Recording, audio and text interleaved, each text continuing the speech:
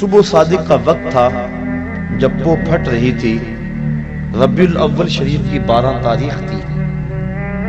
20 April 571 عیسوی تھی جب حضور کے والد حضرت عبداللہ کی وفات بھی ہو چکی تھی۔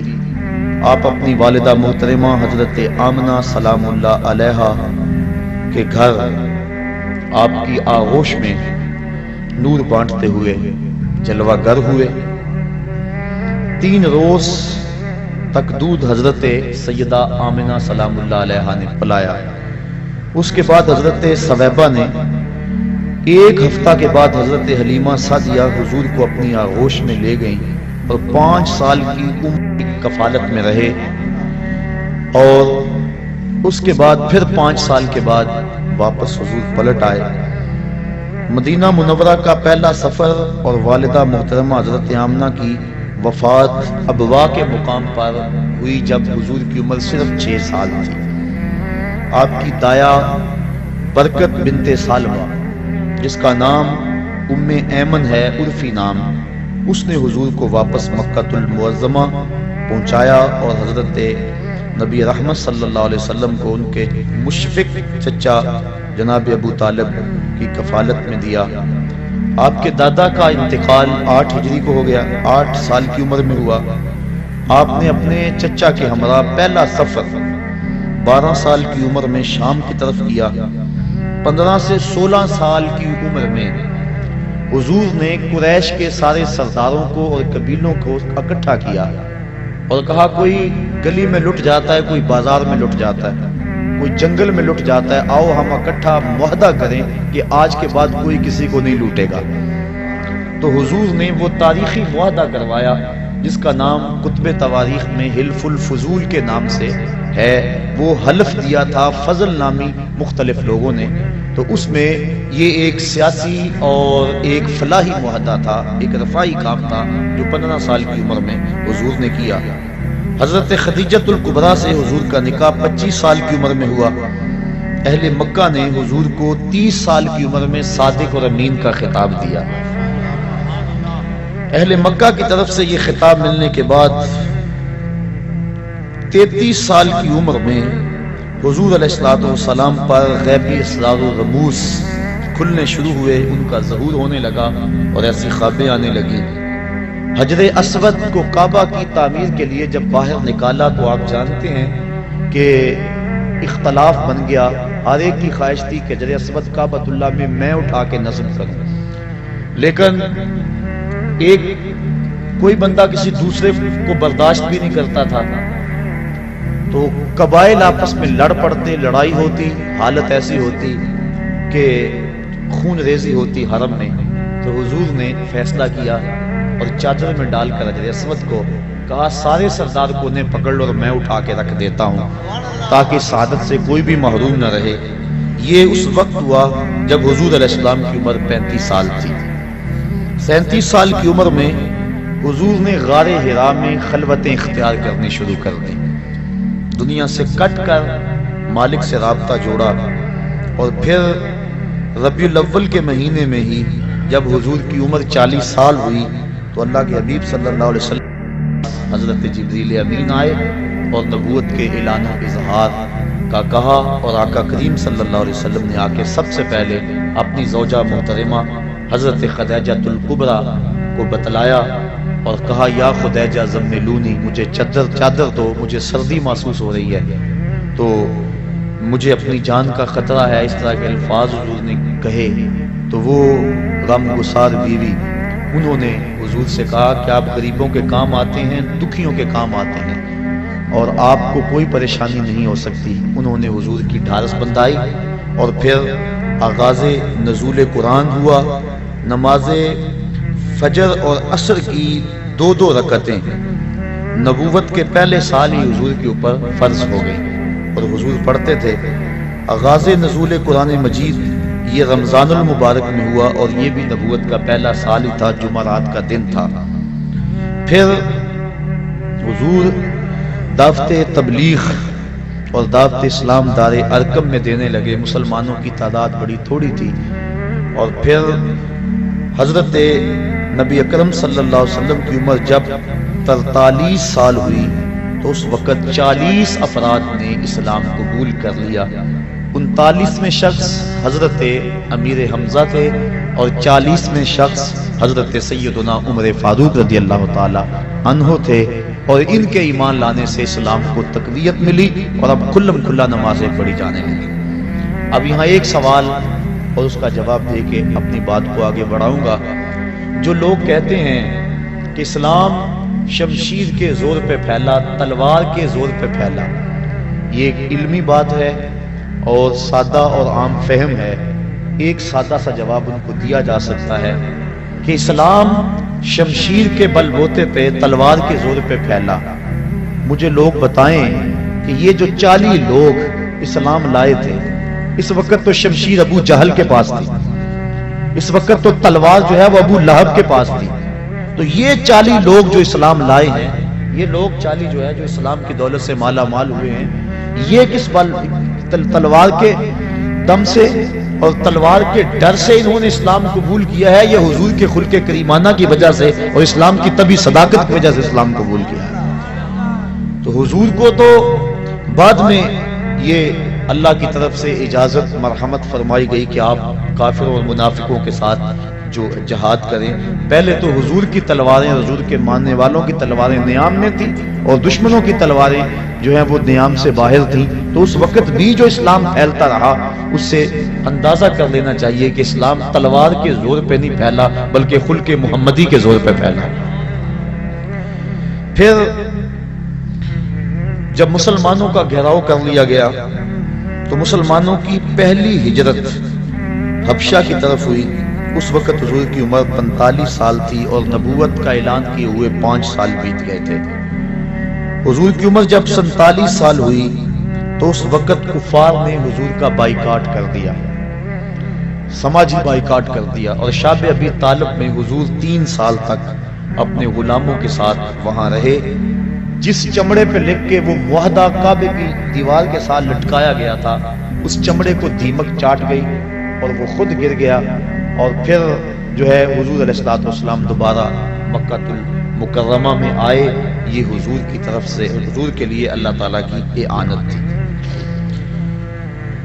اور پھر نبوت کے 50ویں عمر کے 50ویں سال اور نبوت کے 10ویں سال حضور کے چچا اور حضور کی زوجہ محترمہ حضرت خدیجہ الکبریٰ انتقال کر گئی۔ یہ دونوں حضور علیہ الصلوۃ والسلام سے بے پناہ محبت کرنے والی ہستیاں تھیں اور حضور کو ان دونوں کا بڑا آسرا اور سہارا تھا۔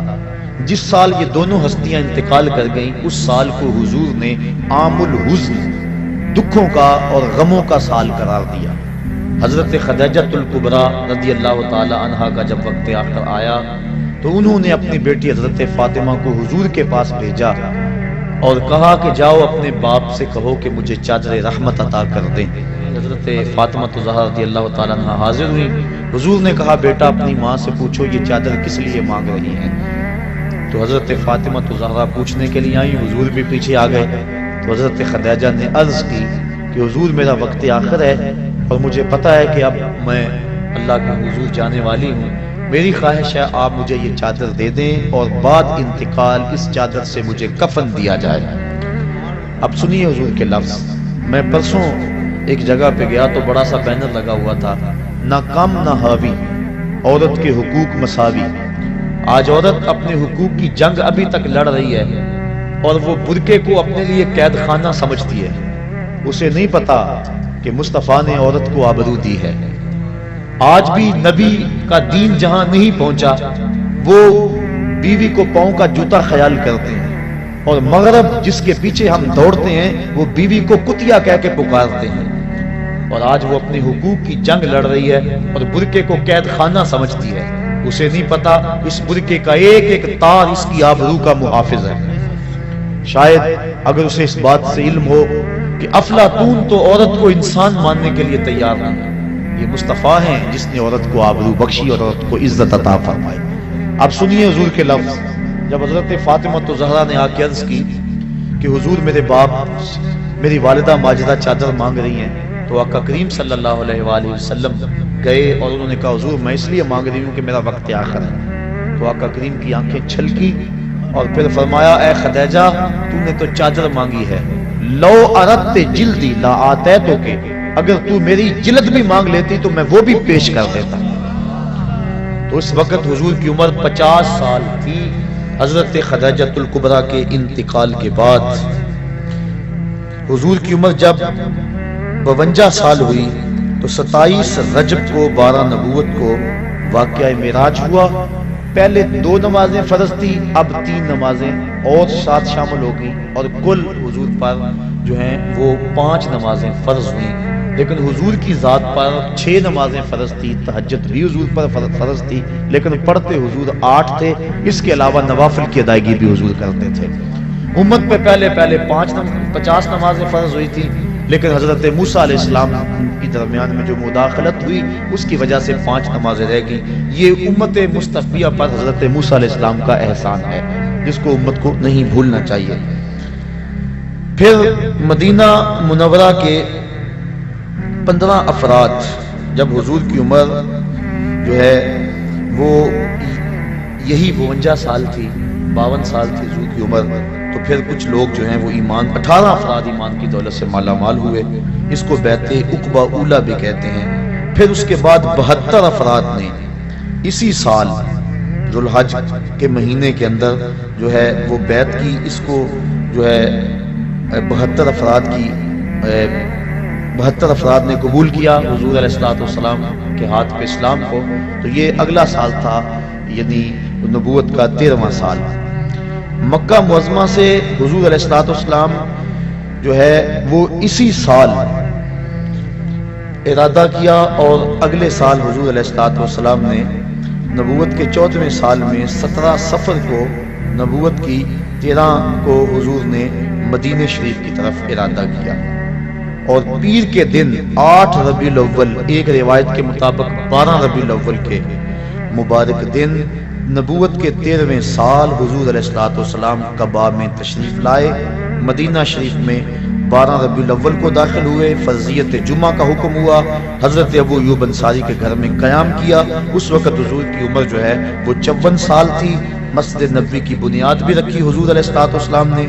یہ جو ہے وہ 22 ربیع الاول تھی اور 1 ہجری تھی، اور پھر اس کے بعد 15 شعبان 2 ہجری کو تحویل قبلہ کا حکم ہوا، اور پھر اسی سال جو ہے فرضیت روزہ اور فرضیت زکوٰۃ اور فرضیت جہاد ہوئی۔ نماز عید الفطر کی ادائیگی 1 شوال 2000 کو پہلی مرتبہ ہوئی۔ معرکہ بدر حضور کے 55 سال کی عمر میں 17 رمضان کو ہوا۔ معرکہ احد حرمت شراب، اور یہ جو ہے وہ 56 سال کی عمر کے اندر جو ہے وہ حضور علیہ السلام کے اوپر لازم قرار دیا گیا۔ قاریوں کی شہادت، صحابہ کرام کو جو کچھ قبیلوں کے لوگ لے گئے تھے، یہ اس وقت حضور کی عمر 57 سال تھی۔ غزوہ خندق جب ہوا تو اس وقت حضور کی عمر 58 سال تھی، اور یہ 5 ہجری کا واقعہ ہے۔ اور حضور کی عمر اسی سال 58 سال کی عمر میں ہی زنا، قذف، لیان کے فوجداری قوانین کا نفاذ اور پردے کا حکم آیا۔ اور جب حضور کی عمر 59 سال تھی تو صلح حدیبیہ کا واقعہ ذیقعد کے مہینے میں 6 ہجری کو ہوا۔ فتح قلعہ خیبر، دنیا کے مختلف بادشاہوں کے نام حضور نے دعوت اسلام کے جو خطوط ارسال کیے، یہ 7 ہجری کا واقعہ ہے، اور 1 محرم کا دن تھا۔ 20 رمضان المبارک 8 ہجری کو حضور نے مکے کو فتح کر لیا، اور جس شہر سے حضور تنہا گئے تھے آج 10,000 کا لشکر لے کر حضور دوبارہ اس شہر میں داخل ہوئے۔ اسلامی حکومت کا قیام، حکام کا تقرر، فوجوں کی آراستگی، سیاسی انتظام اور غیر مسلم اقوام سے جو حضور نے سلوک کیا، اس وقت حضور کی عمر 60 سال تھی، 8 ہجری تھی۔ صدقات، زکوٰۃ کے اوپر حاصل کرنے والوں کا حضور نے تقرر کیا، یہ 9 ہجری کی بات ہے، جب کہ عمر 61 سال تھی۔ واقعہ تبوک بھی جو ہے وہ 9 ہجری کو ہوا۔ اسی سال حضرت ابو بکر صدیق رضی اللہ تعالی عنہ کو امیر حج بنا کر حضور نے حج کی ادائیگی کے لیے روانہ کیا، اور مختلف ممالک یمن، بحرین، عمان، یمامہ اور بہت سارے ملکوں تک اسلام کے اثرات پہنچے۔ پھر 10 ہجری کو حجۃ الوداع کا خطبہ حضور نے امت کو دیا۔ یہ امت کو اجتماعی طور پہ حضور کا آخری خطاب تھا وصال سے، اور اس کے بعد 61 دن کے بعد حضور کا انتقال ہو گیا۔ حجۃ الوداع کا امت سے یہ آخری خطاب تھا، اور وصال سے 5 روز قبل مسجد نبوی میں امت محمدیہ سے رسول کریم صلی اللہ علیہ وسلم نے جو ہے وہ مسجد میں ایک جو ہے وہ اجتماع سے گفتگو ارشاد فرمائی، اور پھر جب حضور کی عمر 63 سال ہوئی تو پیر کا دن تھا، چاشت کا وقت تھا، اور ربیع الاول کی تاریخ میں اختلاف ہے، 7 جون کی تھی، اور اللہ کے حبیب صلی اللہ علیہ وسلم اس دنیا سے اپنا مقصد پورا کر کے واپس اللہ کے ہاں چلے گئے۔ 32 گھنٹے تک حضور کا جسد اطہر لوگوں کی زیارت کے لیے موجود رہا، اور 32 گھنٹے کے بعد 12-13 ربیع الاول کی درمیانی شب، منگل اور بدھ کی درمیانی شب 11 ہجری کو اللہ کے حبیب صلی اللہ علیہ وسلم کی تدفین ہوئی، اور آج تک گنبد خضرا پہ درود و سلام کی بارش بھی ہو رہی ہے، اللہ کی رحمتیں بھی نازل ہو رہی ہیں۔ یہ تو نبی سے کیا گیا پیار آئے گا نہیں جاتا، تو حضور کی ولادت پر جن لوگوں نے خوشی کی اللہ نے ان کو نوازا، جو خوشی کرتے ہیں ان کو اللہ نوازے گا، جو خوشی کریں گے اللہ ان کو بھی نوازے گا، کیونکہ اس کا قانون جو ہے وہ تمام کے لیے یکساں ہوتا ہے، جو ماضی میں، حال میں اور استقبال میں ایک جیسا اس کا قوانین، اس کے قانون ہوتے ہیں۔ بات سمجھ آ رہی ہے؟ لطف بھی آ رہا ہے؟ کیوں نہ آئے، بات نبی کی ہو رہی ہے، بات نور کی ہو رہی ہے، اور لمحے بھی نور کے ہیں، چھم چھم برسات برس رہی ہے، انوار اتر رہے ہیں، وہ گھڑیاں آنے والی ہیں جب میں اور آپ کھڑے ہوں گے اور کیا پڑھیں گے؟ جس سہانی گھڑی چمکا طیبہ کا چاند، اس دل افروز ساعت پہ لاکھوں سلام۔ ان بچوں پہ جب پھول برس رہے تھے کیسا منظر تھا؟ بڑا پیارا منظر تھا نا، رحمتیں اترتی محسوس ہوتی تھی نا۔ ان بچوں پہ پھول جب برس رہے تھے، اور وہ لمحے کیسے ہوں گے جب عرش کے رب نے فرش پر آمنہ کے گھر میں سویرا کر دیا۔ فرماتی ہیں ستارے جھک کے میرے گھر کے قریب آ گئے، اللہ اکبر۔ اور پھر کیا ہوا کہ جوان جوان عورتیں میرے گھر میں داخل ہوئی، جیسے عبد المناف کی بیٹیاں ہوں، اور میں گھبرائی۔ انہوں نے کہا گھبرانے کی بات نہیں ہے، میرا نام حوا ہے، یہ حضرت آسیہ ہے، یہ حضرت مریم ہے، تیرے بیٹے کی ولادت کے موقع پہ تمہیں مبارک دینے آئی۔ کہتی ہیں پھر اس کے بعد ایک دودھ جیسا سفید اور برف جیسا ٹھنڈا مشروب مجھے پلایا گیا۔ پھر اس کے بعد مجھے پتا نہیں کیا ہوا، جب میری آنکھ کھلی تو میری گود میں ایک بچہ مسکرا رہا تھا، اس کے چہرے سے نور کی لاٹیں نکل رہی تھی، ایسا میں نے دیکھا ہی نہیں تھا کبھی۔ سخن شاعری شہر یار اپنی جگہ، نعت کہنے کو احمد رضا چاہیے، سا جمال۔ حضرت آمنہ فرماتی ہیں جب میں نے دیکھا تو میری گود میں ایک خوبصورت بچہ تھا، اس کا چہرہ چمک رہا تھا، اذا سرّ استنار وجہہ، حضور علیہ السلام جب مسکراتے تھے چہرے کی لکیروں سے نور نکلتا تھا۔ پھر کیا ہوا؟ پیدا ہوتے ہی اس بچے نے اپنے دونوں ہاتھ زمین پہ رکھ دیے اور سارا آسمان کی طرف اٹھایا، اللہ اکبر، اور پھر مٹی کی مٹھی ہاتھ میں بھری۔ ایک دن کا بچہ ہے لوگوں، ایک دن کا بچہ ہے نہیں، بات کچھ اور ہے۔ یہ ولادت ہو رہی ہے، خلقت کو بڑی پہلے کی ہو چکی ہے۔ آتے ہی مٹھی خاک کی بھری، دیکھا آسمان کی طرف۔ علماء کہتے ہیں مٹھی اس لیے بھری، لوگوں کو بتایا دیکھو لوگوں یہ زمین ہے، آج کے بعد اس پہ محمد کا قبضہ ہے، اللہ۔ اور آواز اٹھ رہی تھی ساتھ، بخن بخن قبض محمد علی جمیع الارض، مبارک ہو مبارک ہو، ہر زمین پہ مصطفیٰ کا قبضہ ہو گیا۔ مشرق والے جانور پرندے مغرب کو دوڑ پڑے، اور مغرب والے مشرق کو دوڑ پڑے، اور ایک دوسرے کو جب ملتے ہیں تو مبارک دیتے ہیں اور کہتے ہیں مبارک ہو مصطفیٰ آ گئے۔ یار پرندے دوڑیں اور مبارکیں دیں تو ہم نہ دیں، ہم نہ جھومیں، ہم نہ اظہار محبت کریں، اللہ اکبر۔ شرق کے پرندے غرب کو دوڑ پڑے اور غرب کے پرندے شرق کو دوڑ پڑے، اور آپس میں ملتے ہیں اور کہتے ہیں مبارک ہو مبارک ہو، وہ آ گیا جس کے آنے کا انتظار تھا، وہ جس کے ذکر پر داؤد نے نغمہ سرائی کی، وہ جس کے نام پر شاہ سلیمان نے گدائی کی، دل یحییٰ میں رہ گئے ارماں جس کی زیارت کے، لب عیسیٰ پہ آئے باز جس کی شان رحمت کے، جو بن کے روشنی پھر دیدہ یعقوب میں آیا، جسے یوسف نے اپنے حسن کی نئے رنگ میں پایا، ندان ماں گلے خنداں چے رنگو بودارت، کہ مرغ ہر چمن آرزوئے او دارت. اللہ اکبر. اللہ کے حبیب صلی اللہ علیہ وآلہ وسلم زمین پہ مٹھی بھری اور حضور علیہ السلام اس وقت جو گفتگو کی اللہ اکبر کبیرہ، یہ لفظ بھی کتب میں آتے ہیں اور کتب میں یہ لفظ بھی آتے ہیں. کہا رب حبلی امتی، اے اللہ میری امت کا معاملہ میرے ہاتھ میں دے دے. اللہ اکبر. میری امت کا معاملہ میرے لے کے پہلو میں غم امت نادار آئے. امتی امتی کہتے ہوئے سرکار آئے.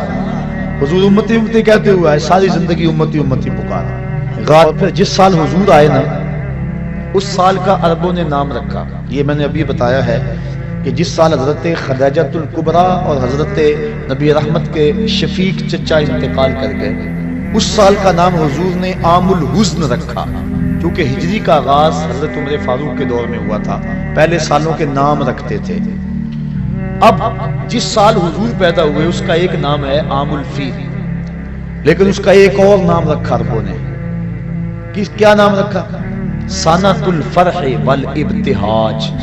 اس کا معنی ہے خوشیوں اور چاؤں کا سال. کیا نام ہے؟ خوشیوں اور چاؤں کا سال. کیوں رکھا یہ نام؟ اس لیے انہیں تو نہیں پتا تھا کہ حضور آئے. حضور کی ولادت کا تو پتا تھا، لیکن یہ نہیں پتا کہ یہ نبی ہیں. اور جنہوں نے رکھا وہ امتی نہیں تھے، ماننے والے نہیں تھے. پھر کیوں رکھا انہوں نے اس نام کا؟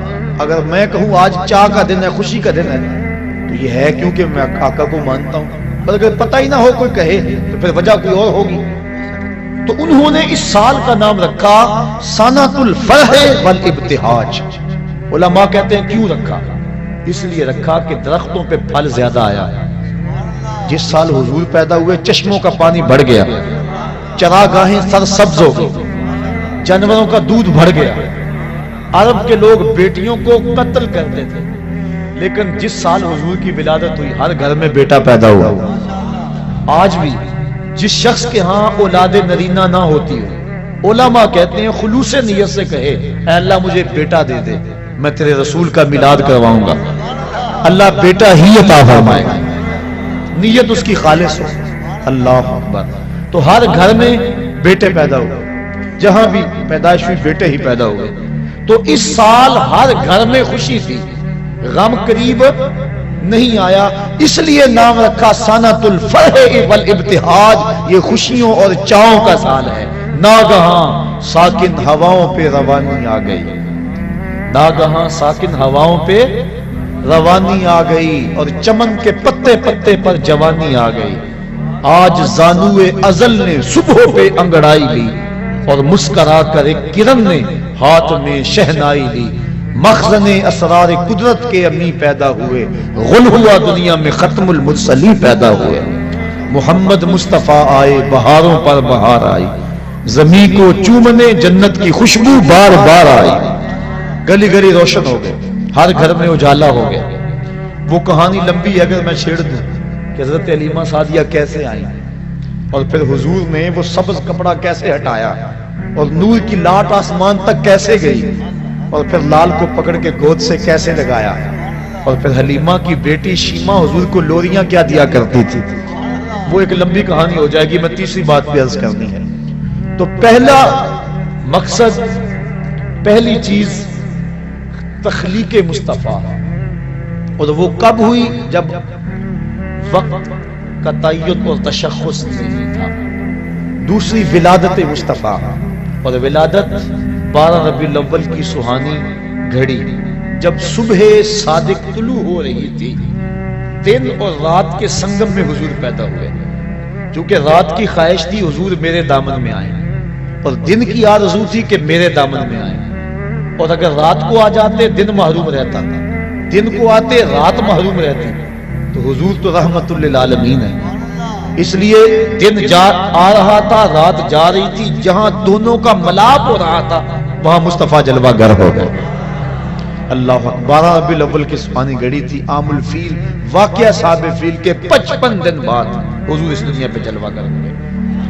تو حضور کے آنے پر جو خوشی کرے، بلکہ نبی کے ساتھ جو بھی محبت کرے، اللہ اس محبت کو ضائع نہیں کرتا. علماء نے لکھا ہے جس دائی نے حضور کو دودھ پلایا اللہ نے بعد میں اس کو ایمان دے دیا.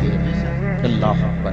جس نے بھی جس نبی کے ساتھ کوئی محبت کا اظہار کیا اس کو ضرور صلہ ملا. دیکھو ابو جہل، ابو لہب، اس نے گو مخالفت کی لیکن چونکہ ولادت کے آنے کی خوشی اس کو ہوئی اور بھتیجا سمجھ کے خوشی کی، اللہ نے پھر بھی محروم. امام ابو شامہ کہتے ہیں جو بھتیجا سمجھ کے خوشی کرے خدا اسے محروم نہیں رکھتا، اور جو نبیوں کا سردار سمجھ کے خوشیاں منائے. سادی کا قلم تڑپا، وہ کہتے ہیں دوستا را کجا کنی محروم تو کے بعد دشمنہ نظر داری. جب تو دشمنوں کو اتنا دیتا ہے تو یاروں کو کتنا دے گا، پیاروں کو کتنا دے گا.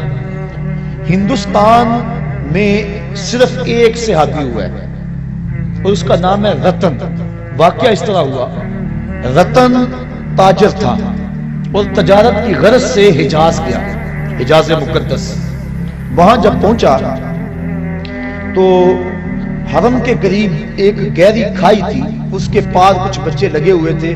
ایک بچہ عمر میں چھوٹا ہونے کی وجہ سے کھائی کے اس سمت ہی انتظار میں تھا کہ میں کھائی سے اس کو کیسے عبور کروں. رتن نے یہ سوچا کہ بچہ چھوٹا ہے، گزرنے کی طاقت نہیں رکھتا، اس کو اٹھایا گود میں اور کھائی سے پار لگا دیا. اس بچے نے اپنے عربی لہجے میں کہا جزاک اللہ تعالی. ایسی مٹھاس تھی لفظوں میں کہ شہد میں بھی اتنی مٹھاس نہیں ہوتی. اللہ اکبر. رتن ساری زندگی ان لفظوں کو نہیں بھول سکا. اس نے جو جملے کہے تھے، اس نے جس لہجے میں بات کی تھی. خیر وقت گزر گیا، تجارت چھوڑ کے اپنے گھر بیٹھ گیا. ایک دن مکان کی چھت پہ لیٹا ہوا ہے رتن. اس نے کیا دیکھا کہ جو آسمان کا چاند ہے وہ دو ٹکڑے ہو گیا اور زمین پہ آ گیا. گھبرا کہ شاید قیامت آ گئی. تھوڑی دیر کے بعد پھر کیا دیکھا، چاند دوبارہ جا کے اپنی جگہ پہ جڑ گیا. پریشان تھا یہ کیا ہوا. یہ منظر اس نے ہندوستان میں دیکھا. کچھ عرصے کے بعد عرب سے کچھ تاجر جو یہاں عرب گئے ہوئے تھے واپس پلٹے. انہوں نے کہانی سنائی کہ مکے میں ایک چاند چڑھا ہے جس نے چاند کو قدموں میں بلایا ہے. انہوں نے ساری کہانی سنائی. رتن کے دل میں شوق پیدا ہوا اس کی زیارت کر کے آؤں اور وہ نبی ہے اس پر ایمان لاؤں. گھر سے ہندوستان میں صرف ایک صحابی ہوا ہے اور اس کا نام ہے رتن. واقعہ اس طرح ہوا، رتن تاجر تھا اور تجارت کی غرض سے حجاز گیا، حجاز مقدس. وہاں جب پہنچا تو حرم کے قریب ایک گہری کھائی تھی، اس کے پاس کچھ بچے لگے ہوئے تھے. ایک بچہ عمر میں چھوٹا ہونے کی وجہ سے کھائی کے اس سمت ہی انتظار میں تھا کہ میں کھائی سے اس کو کیسے عبور کروں. رتن نے یہ سوچا کہ بچہ چھوٹا ہے، گزرنے کی طاقت نہیں رکھتا، اس کو اٹھایا گود میں اور کھائی سے پار لگا دیا. اس بچے نے اپنے عربی لہجے میں کہا جزاک اللہ تعالی. ایسی مٹھاس تھی لفظوں میں کہ شہد میں بھی اتنی مٹھاس نہیں ہوتی. اللہ اکبر. رتن ساری زندگی ان لفظوں کو نہیں بھول سکا. اس نے جو جملے کہے تھے، اس نے جس لہجے میں بات کی تھی. خیر وقت گزر گیا، تجارت چھوڑ کے اپنے گھر بیٹھ گیا. ایک دن مکان کی چھت پہ لیٹا ہوا ہے رتن. اس نے کیا دیکھا کہ جو آسمان کا چاند ہے وہ دو ٹکڑے ہو گیا اور زمین پہ آ گیا. گھبرا کہ شاید قیامت آ گئی. تھوڑی دیر کے بعد پھر کیا دیکھا، چاند دوبارہ جا کے اپنی جگہ پہ جڑ گیا. پریشان تھا یہ کیا ہوا. یہ منظر اس نے ہندوستان میں دیکھا. کچھ عرصے کے بعد عرب سے کچھ تاجر جو یہاں عرب گئے ہوئے تھے واپس پلٹے. انہوں نے کہانی سنائی کہ مکے میں ایک چاند چڑھا ہے جس نے چاند کو قدموں میں بلایا ہے. انہوں نے ساری کہانی سنائی. رتن کے دل میں شوق پیدا ہوا اس کی زیارت کر کے آؤں اور وہ نبی ہے اس پر ایمان لاؤں. گھر سے چلا، سفر کرتا کرتا پہنچا سین حرم میں. جب داخل ہوا حضور صحابہ کے ساتھ سین حرم میں بیٹھے ہوئے تھے. یہ آگے ملنے کے لیے ہوا. آقا مسکرا پڑے اور فرمایا اراتن ہندیون، کیا تو رتن ہندی ہے؟ کالا نعم. عرض کی حضور ہاں میں رتن ہندی ہوں، لیکن آپ کو کس نے بتایا ہے؟ کہا جس رب نے مجھے نبی بنایا ہے. اب اگلی بات سنیے. اب رتن کہنا چاہ رہا تھا کہ میں ایمان لانا چاہتا ہوں. آقا کریم نے فرمایا قریب آجا، میں تیرے لیے بیٹھا ہوں. تجھے یاد نہیں بچپن میں ایک بچے کو تو نے کھائی سے پار لگایا تھا. وہ بچہ اب تیرے سامنے موجود ہے اور تو نے مجھ کو اس کھائی سے پار لگایا تھا، آج میں کلمہ پڑھا کے تجھے جہنم کی کھائی سے پار لگانا چاہتا ہوں۔ ایمان کی دولت سے مال ہوا۔ نبی سے جو پیار کیا گیا ہے کبھی رائے گا؟ حضور جب اپنے بال سنبھالتے تھے نا تو حضور بالکل درمیان میں مانگ نکالتے۔ ذرا تصور کریں مدینے کے چاند کا، اللہ اکبر، بڑے خوبصورت ہوں گے، بڑے حسین ہوں گے، لیکن میرے حبیب کی پائے خاک جیسے بھی نہیں ہیں۔ اللہ اکبر، حضور علیہ الصلوۃ والسلام کے خاک پا جیسے بھی نہیں ہیں۔ بڑے بڑے حسین ہوں گے، بڑے بڑے جمیل ہوں گے، بڑے بڑے مہوش ہوں گے، بڑے بڑے زہرہ جمال ہوں گے، لیکن جو حسن اللہ نے اپنے حبیب کو دیا کسی کو نہیں دیا۔ جب مانگ نکالتے تھے نا، اللہ اکبر، درمیان میں تو لگتا تھا ستارے چمک رہے ہیں۔ اللہ اکبر، کبھی آپ نے دیکھا صبح کو جب تڑکا ہوتا ہے تو اس وقت پو پھٹتی ہے، کالی رات کے اندھیرے میں افق سے جب پو پھٹتی ہے، اعلیٰ حضرت نقشہ کھینچا، کہا حضور یہ جو آپ مانگ نکالتے ہیں نا، ایسا لگ رہا ہے جس طرح لیلۃ القدر میں پو پھٹ رہی ہے۔ لیلۃ القدر میں مطلع فجر حق، مانگ کی استقامت پہ لاکھوں سلام، مانگ کی استقامت پہ اللہ اکبر۔ حضور کی زلفوں کو اللہ اکبر رات کہہ دیا، لیکن عام رات نہیں، لیلۃ القدر کہا۔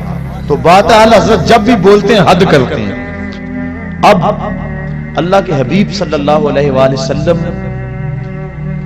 کی آمد کی 3 حیثیتیں علماء نے بیان فرمائی ہیں۔ نمبر 1،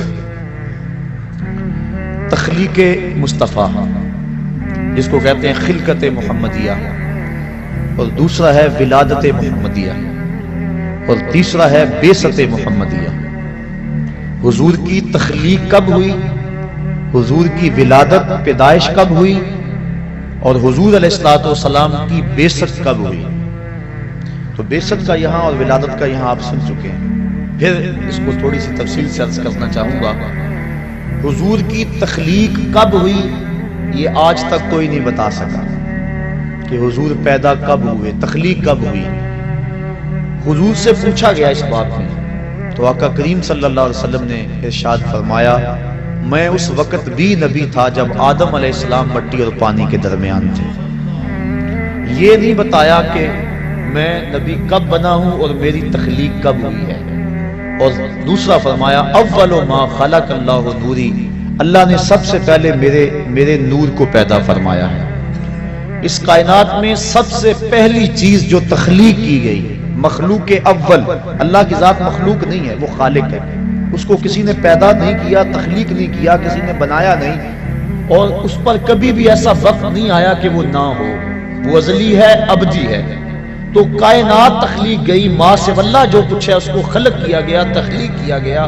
تو کائنات میں جب تخلیق کا سلسلہ شروع ہوا تو سلسلہ تخلیق کا آغاز ذات رسالت مآب سے ہوا۔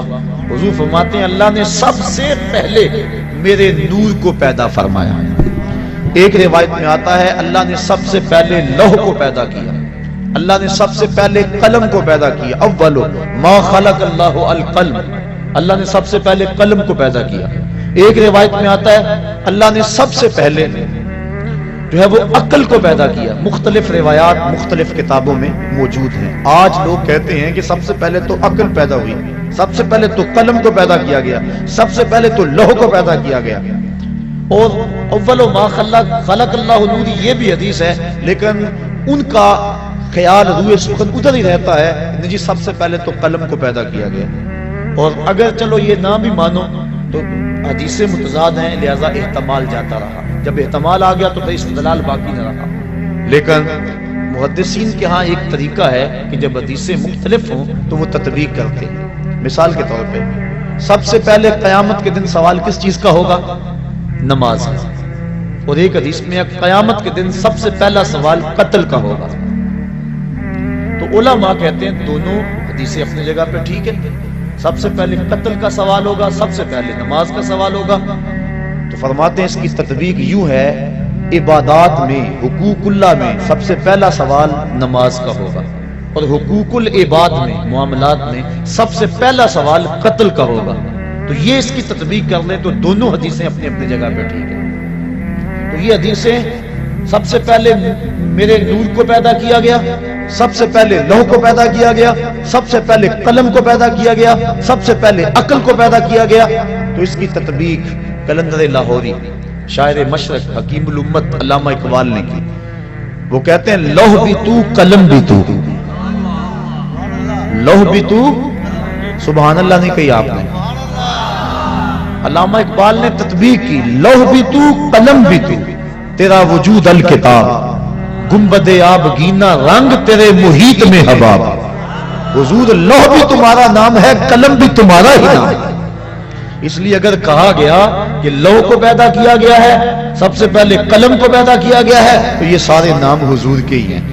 تو جو حدیث ہے اول ما خلق اللہ نوری، تو اس کا معنی بھی یہی ہے۔ تو سب سے پہلے کائنات میں جس وجود کو، جس ذات کو تشخص اور تعین دیا گیا، وہ ذات رسالت مآب صلی اللہ علیہ وسلم۔ تو کائنات کا پہلا تعین ذات رسالت مآب ہے۔ باقی رہی بات سب سے پہلے قلم کو پیدا کیا گیا، تو سنیے حضور ارشاد فرماتے ہیں کہ جب قلم کو پیدا کیا گیا، حدیث ہے، تو قلم کو مالک نے کہا قلم لکھ۔ قلم نے کہا مالک کیا لکھوں؟ کہا ما کانا و ما یکون، جو ہو گیا وہ بھی لکھ دے، جو ہونے والا ہے وہ بھی لکھ دے۔ توجہ کریں، جو لوگ کہتے ہیں سب سے پہلے قلم پیدا ہوئی تھی، ان سے پوچھو کہ قلم کو یہ کیوں کہا گیا جو ہو گیا وہ بھی لکھ دے؟ معلوم ہوا قلم سے پہلے بھی کچھ ہو گیا تھا، اسی لیے قلم کو کہا گیا نا۔ قلم کو کہا گیا جو ہو گیا وہ بھی لکھ دے، جو ہونے والا ہے وہ بھی لکھ دے۔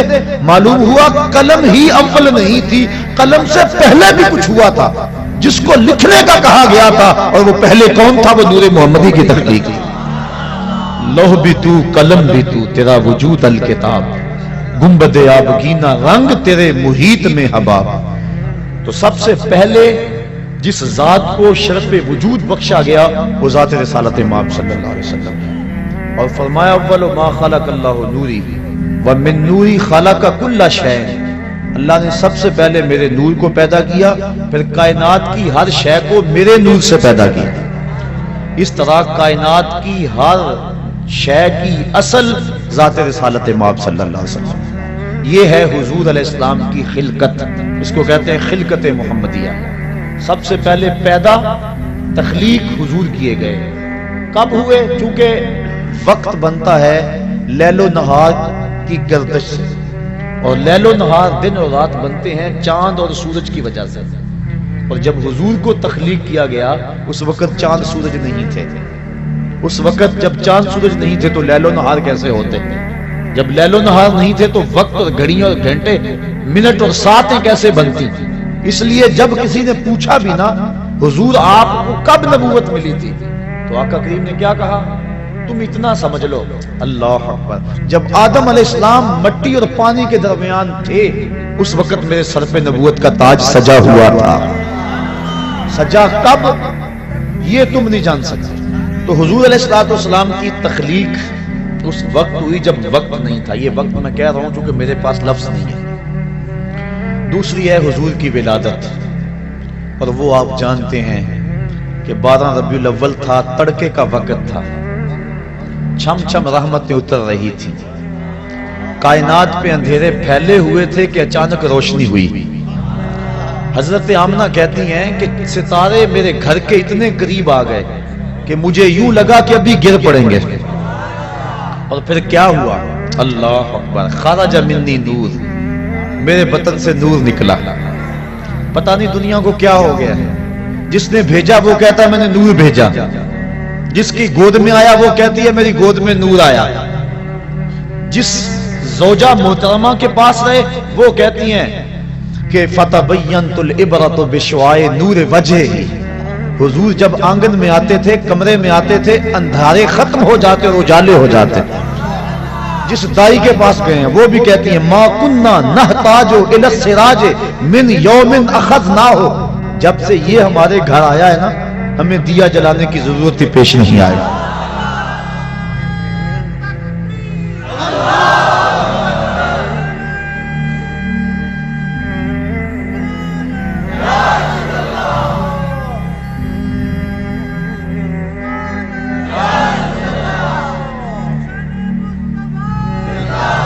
قاضی ثناء اللہ پانی پتی تفسیر مظہری میں لکھتے ہیں کہ حضرت حلیمہ سعدیہ سے باقاعدہ عورتیں پوچھنے آئیں کہ تو اتنی امیر ہو گئی ہے. بڑے بڑے امیر گھرانے جب رات کو سوتے ہیں تو چراغ وہ بھی بجا دیتے ہیں. آج بھی واپڈا والوں نے اتنا تنگ کیا ہوا ہے کہ لوگ کہتے ہیں کہ بتی بند کر دو، بل بڑا آئے گا. اس وقت بھی تھا کہ تیل بڑا جلے گا، رات کو چراغ بجھا دیتے ہیں. اتنے جو بڑے بڑے امیر کبیر لوگ ہیں، تو کتنی امیر ہوگی ہے، تیرا چراغ رات کو بھی جلتا رہتا ہے. تو حلیمہ سعدیہ نے کیا کہا؟ ہاں میں امیر ہو گئی ہوں. ہاں میں، جس کے پاس محمد ہو وہ غریب نہیں ہوتا، وہ امیر ہوتا ہے. تم امیر ہو، میں امیر ہوں، مسلمان امیر ہیں، ان کے پاس کچھ بھی نہ ہو پھر بھی امیر ہیں. یہ تو قیامت کے دن پتہ چلے گا غریب کون تھا اور امیر کون تھا. اللہ اکبر. کہا تو بڑی امیر ہو گئی ہے؟ کہا ہاں. اللہ اکبر. بھاگ جاگ پڑے نا حلیمہ سعدیہ کے. حلیمہ دا چھپر کھجوری دے تھلے، حلیمہ دا چھپر کھجوری دے تھلے، حوراں وچھالے نوری مسلے، فرش تو عرش تک پہ گئی دہائی، حلیمہ نے لٹ لی خدا دی خدائی. ہر طرف شور ہے، وہ سارا دن تو صحراؤں میں گھوم لیتی تھی، اسے جب بھوک لگتی تھی لبوں کو چوم لیتی تھی. مقدر جاگ گئے، بخت جاگ گئے، مقدر سمر گئے. وہ کہتی ہیں ما کننا نحتاج الی السراج من یوم اخذناہ. جب سے یہ گھر میں آیا ہے نا، ہم نے دیا ہی نہیں جلایا، ہم نے توڑ دیا ہے دیا، ہم نے بتیاں توڑ دی ہیں، ہم تیل کبھی دکان سے نہیں لینے گئے. جب سے یہ گھر آیا ہے گھر میں روشنی آ گئی ہے، گھر میں اجالے آ گئے ہیں. رات جو تمہیں میرے گھر سے نکلتا ہوا نور نظر آتا ہے وہ کسی دیے کی روشنی نہیں ہے، وہ سراج المنیر کی روشنی ہے. اور کسی کمرے میں اندھیرا ہوتا، وہاں کوئی چیز ڈھونڈنی ہوتی تو وہ حضور کو ہاتھ میں اٹھا کر اس کمرے میں لے جاتے. یہ قصے کہانیاں نہیں ہیں، یہ محض خوش اعتقادی نہیں ہے، یہ حقیقت ہے. حضرت ام المومنین کہتی ہیں اللہ اکبر. صحابہ بھی کہہ رہے ہیں، ابھی آپ سن رہے تھے روایت، کل قمر لیلۃ البدر لم ارا قبلہ ولا بعدہ مثلہ. کوئی کہہ رہا ہے، کوئی یوں بول رہا ہے کہ وہ تو نور ہیں یستضاء بہ مہند، جس سے پورا زمانہ چمک رہا ہے. ماں کہتی ہے میری گود میں نور آیا، بیوی کہتی ہے میرے حجرے میں نور آتا تھا. صحابی کیا کہہ رہا ہے؟ کل قمر نور تھا. ہاں ہاں صحابی بھی کہہ رہا ہے نور ہے، اہلیہ بھی کہہ رہی ہے نور ہے، ماں بھی کہہ رہی ہے نور ہے، خدا بھی کہہ رہا ہے قد جاءکم من اللہ نور. خدا کہتا ہے میں نور بنا کے بھیجا، نبی کہتا ہے میں نور بن کے آیا. ماں کہتی ہے میری گود میں نور آیا، دائی کہتی ہے میرے ویڑے میں نور کھیلتا رہا، زوجہ کہتی ہے میرے حجرے میں نور رہتا تھا، صحابہ کہتے ہیں مدینے کی گلیوں میں نور چلتا تھا. اور اگر کوئی کہے مجھے نظر نہیں آیا 1400 سال بعد کہے، اسے کہا جائے گا بے وقوف تیری کون مانے؟ نبی کی ماں کی مانیں گے، نبی کی زوجہ کی مانیں گے، نبی کے گھر والوں کی مانیں گے، صحابہ کی مانیں گے، مصطفیٰ کی مانیں گے، یا پھر خدا کی مانیں گے. اگر کوئی ان کے مطابق کہے تو اس کی مان لیں گے. اور جو کہا نبی کی ماں نے، جو کہا نبی کی زوجہ نے، جو کہا صحابہ نے، جو کہا خود خدا نے، اور جو کہا مصطفیٰ نے. اب اس کو نظم کیا بریلی کے شاہ نے، اور انہوں نے کہا تیری نسل پاک میں ہے بچہ بچہ نور کا، تیری نسل پاک میں ہے بچہ بچہ نور کا، تو ہے عین نور تیرا سب گھرانہ نور کا، تو ہے عین نور تیرا سب. اللہ اکبر. ہر سمتی نور ہی نور ہے، گھر میں بھی نور، باہر پہ بھی نور. انگلی اٹھائیں تو چاند رقص کرتا ہے. کوئی لاؤ تو صحیح. پتہ نہیں تم نے کس کو دیکھا ہے. خطیب الاسلام علیہ رحمہ فرمایا کرتے تھے تم نے حلیمہ کی بکریوں سے پیچھے پیچھے تو دیکھا ہے، سدرہ پر جبریل سے آگے آگے کیوں نہیں دیکھا؟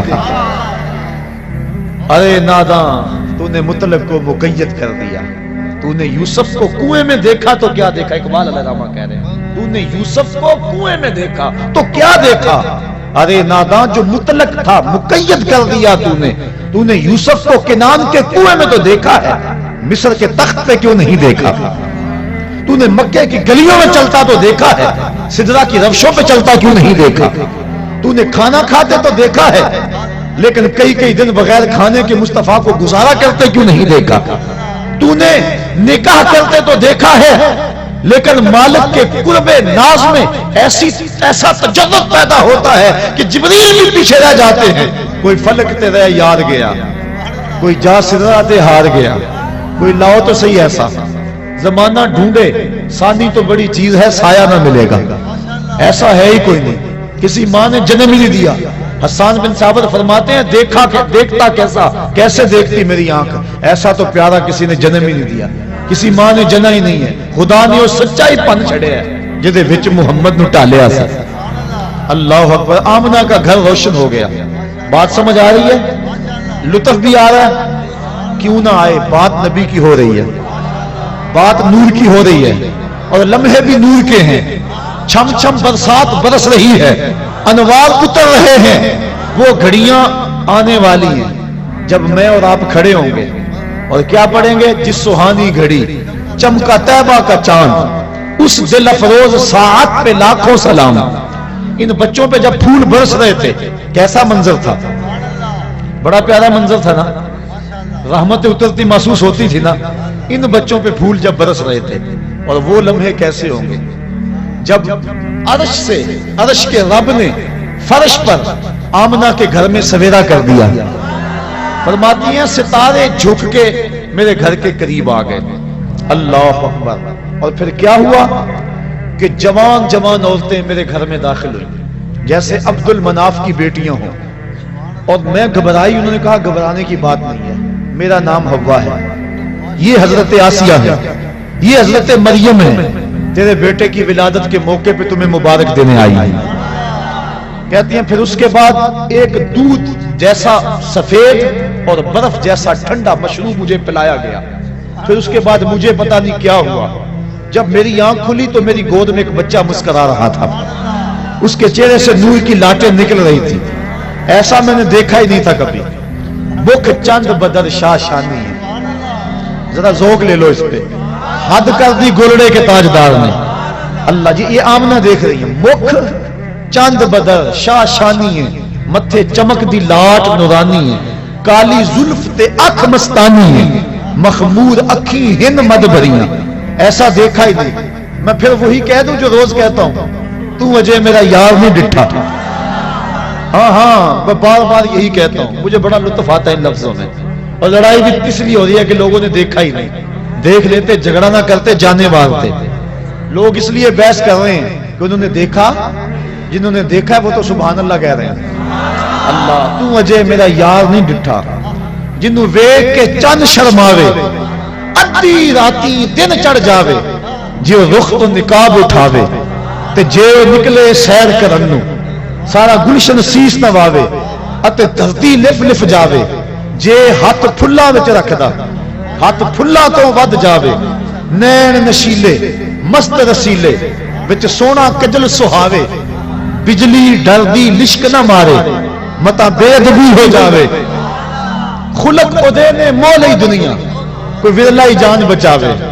بچا سکتے ہیں جان؟ آپ بچا سکتے ہیں جان؟ یہ کیوں مستی ہے؟ رات بیت گئی ہے، ٹھنڈ لگ رہی ہے، ٹھنڈی ہوا گزر رہی ہے، لیکن کیا ہو گیا آپ کو؟ ایک آدمی بھی نہیں اٹھ رہا. کیا ہو گیا؟ خلق خدے نے مولی دنیا. خلق خدے نے. اللہ اکبر. تو اجے میرا یار نہیں ڈٹھا. علم خدا نے اینا دتا، عقلاں وچ نہ آوے. عقل خدا نے اینی دتی، علماں وچ نہ آوے. جے او کھولے پیٹ زلف دے اتے راہی راہ کھل جاوے. اکھ اگڑے تے انج پیا جاپے جویں میں خانہ کھل جاوے. کیا خوب سجن دیاں اکھیاں نے جویں بھر کے سرائیاں رکھیاں نے. جے او کھولے پیچ زلف دے اتے راہی راہ کھل جاوے. اکھ اگڑے تے انج پیا جاپے جویں میں خانہ کھل جاوے. توبہ توبہ حسن سجن دا چال نہ چلی جاوے. آزم ایڈا سونا ماہی سانو کدھرے نظر نہ آوے. اب بریلی کے تاجدار بھی بول اٹھے. بلبلے باغ مدینہ چہکنے لگے.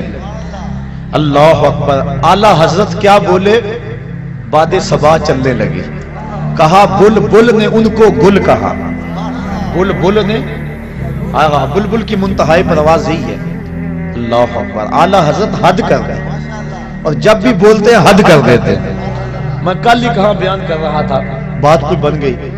اعلی حضرت کا جی چاہا کہ محبوب کی زلفوں کو رات کہوں. ہر شاعر کہتا ہے نا میرے محبوب کی زلفیں رات جیسی ہیں, گٹا جیسی ہیں, اور اس کا چہرہ چاند جیسا ہے, دن جیسا ہے. وہ آپ شیرازی نے کہا بفروغ چہرہ زلفت رہے دل زند ہما شب چے دلاورست دزدے کے بشب چراغ دارد. وہ کہتا ہے چہرے کا چراغ جلا کے دل لوٹ رہا ہے. کیسا بہادر چور ہے کہ رات کو چراغ جلا کے لوٹ رہا ہے. محبوب کے چہرے کو شاعر دن کہتے ہیں, چراغ کہتے ہیں, اور زلفوں کو رات کہتے ہیں. اعلی حضرت کا جی بھی مچلا کہ میں بھی کہوں اپنے محبوب کی زلفوں کو رات. پھر حوصلہ نہ پڑا, کہا نہیں رات بڑی کالی ہوتی ہے, لوگ رات سے ڈرتے ہیں. میں رات نہیں کہتا, لیکن کہا نہیں کہنا بھی ہے, ذوق کہہ رہا ہے, شاعرانہ مزاج کہہ رہا ہے کہو. پھر اعلی حضرت نے کہہ دیا. رات کو بھی میں لیل کہتے ہیں. اعلی حضرت نے بھی رات کہنا چاہا لیکن رات نہ کہہ سکتے. کیا کہا لیلۃ القدر میں مطلع فجر حق. کہا رات نہیں کہتا, لیلۃ القدر کہہ دیتا. کہنا رات ہے لیکن عام رات نہیں کہتا. لیلۃ القدر میں مطلع فجر حق. حضور جب اپنے بال سنوارتے تھے نا تو حضور بالکل درمیان میں مانگ نکالتے. ذرا تصور کریں مدینے کے چاند کا. اللہ اکبر. بڑے خوبصورت ہوں گے, بڑے حسین ہوں گے, لیکن میرے حبیب کی پائے خاک جیسے بھی نہیں ہیں. اللہ اکبر. حضور علیہ السلام کے خاک پا جیسے بھی نہیں ہیں. بڑے بڑے حسین ہوں گے, بڑے بڑے جمیل ہوں گے, بڑے بڑے مہوش ہوں گے, بڑے بڑے زہرہ جمال ہوں گے, لیکن جو حسن اللہ نے اپنے حبیب کو دیا کسی کو نہیں دیا. جب مانگ نکالتے تھے نا اللہ اکبر درمیان میں تو لگتا تھا ستارے چمک رہے. اللہ اکبر. کبھی آپ نے دیکھا صبح کو جب تڑکا ہوتا ہے تو اس وقت وہ پھٹتی ہے کالی رات کے اندھیرے میں, افق سے جب وہ پھٹتی ہے.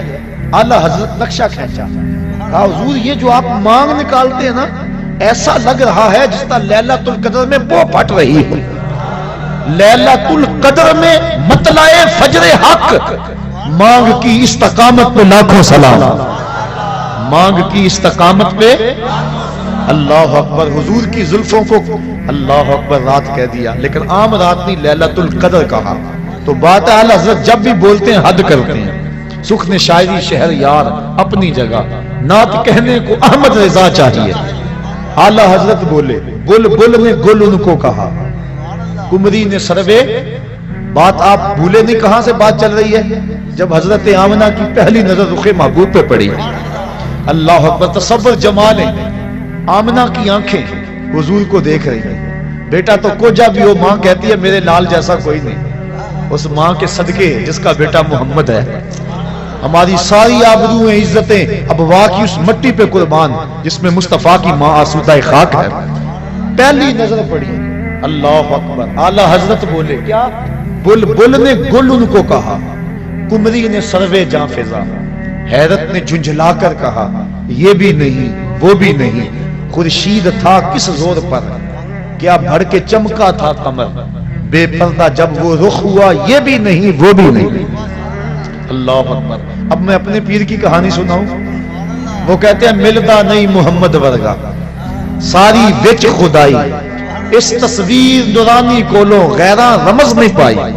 ایسا چہرہ ایسا جمال. حضرت آمنہ فرماتی ہیں جب میں نے دیکھا تو میری گود میں ایک خوبصورت بچہ تھا, اس کا چہرہ چمک رہا تھا. اذا سرّ استنار وجہہ. حضور علیہ السلام جب مسکراتے تھے چہرے کی لکیروں سے نور نکلتا تھا. پھر کیا ہوا, پیدا ہوتے ہی اس بچے نے اپنے دونوں ہاتھ زمین پہ رکھ دیے اور سارا آسمان کی طرف اٹھایا. اللہ اکبر. اور پھر مٹی کی مٹھی ہاتھ میں بھری. ایک دن کا بچہ ہے لوگوں, ایک دن کا بچہ ہے. نہیں, بات کچھ اور ہے. یہ ولادت ہو رہی ہے, خلقت کو بڑی پہلے کی ہو چکی ہے. آتے ہی مٹھی خاک کی بھری, دیکھا آسمان کی طرف. علماء کہتے ہیں مٹھی اس لیے بھری, لوگوں کو بتایا دیکھو لوگوں یہ زمین ہے, آج کے بعد اس پہ محمد کا قبضہ ہے. اللہ. اور آواز اٹھ رہی تھی ساتھ, بخن بخن قبض محمد علی جمیع الارض، مبارک ہو ہر زمین پہ مصطفیٰ کا قبضہ ہو گیا۔ مشرق والے جانور پرندے مغرب کو دوڑ پڑے اور مغرب والے مشرق کو دوڑ پڑے، اور ایک دوسرے کو جب ملتے ہیں تو مبارک دیتے ہیں اور کہتے ہیں مبارک ہو مصطفیٰ آ گئے۔ یار پرندے دوڑیں اور مبارکیں دیں تو ہم نہ دیں، ہم نہ جھومیں، ہم نہ اظہار محبت کریں۔ اللہ اکبر، شرق کے پرندے غرب کو دوڑ پڑے اور غرب کے پرندے شرق کو دوڑ پڑے اور آپس میں ملتے ہیں اور کہتے ہیں مبارک ہو وہ آ گیا جس کے آنے کا انتظار تھا، وہ جس کے ذکر پر داؤد نے نغمہ سرائی کی، وہ جس کے نام پر شاہ سلیمان نے گدائی کی، دل یحییٰ میں رہ گئے ارماں جس کی زیارت کے، لب عیسیٰ پہ آئے باز جس کی شان رحمت کے، جو بن کے روشنی پھر دیدہ یعقوب میں آیا، جسے یوسف نے اپنے حسن کی نئے رنگ میں پایا، ندانم مانگلے خنداں چے رنگو بودارت کہ مرغے ہر چمن آرزوئے اودارت۔